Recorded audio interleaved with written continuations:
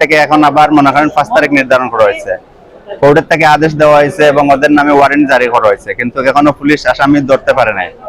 এই হিসাবে মনে করেন আবার 5 তারিখ ধার্য করা হয়েছে। এখন আবার তার 5 তারিখ আনার পরে পরবর্তীতে এখন কোর্ট থেকেও সিদ্ধান্ত নিছে যে তার যে অর্থ সম্পদ যেগুলো আছিল হয়তো এগুলো বাজেয়াপ্ত করার লাগে এখন তার বিচার কার্যক্রম শুরু হয়ে যাবে।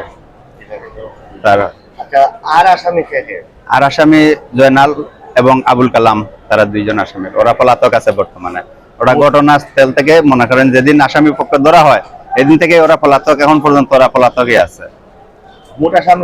মোট আসামি 3 জন, জাকির হোসেন, আবুল কালাম এবং জয়নাল আবদিন। আমার তো এটাই মনে হচ্ছে যে বর্তমানে আইন শৃঙ্খলা বাহিনী যেভাবে মনে করেন প্রটোকল দিতেছে এবং মনে হয় আসামি অতি দ্রুত ধরা হয়ে যাবে। এটাও শুনছি যে মনে করেন পিবিআই এর কাছে মনে করেন মামলাটা হস্তান্তর করা হবে, ওই যে আসামি পলাতক আছে ওদের জন্য।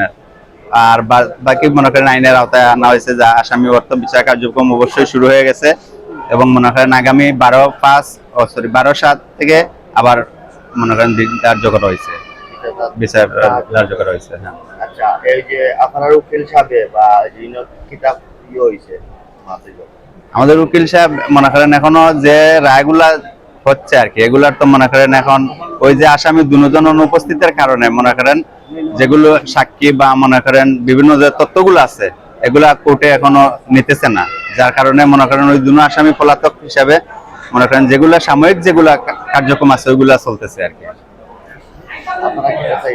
আমরা তো অবশ্যই মনে করেন তার ফাঁসির কার্যক্রম যেন হয়, শুধু রায় হলে চলবে না, যেন সেটা কার্যকর হয়, আমরা এই আশা করি।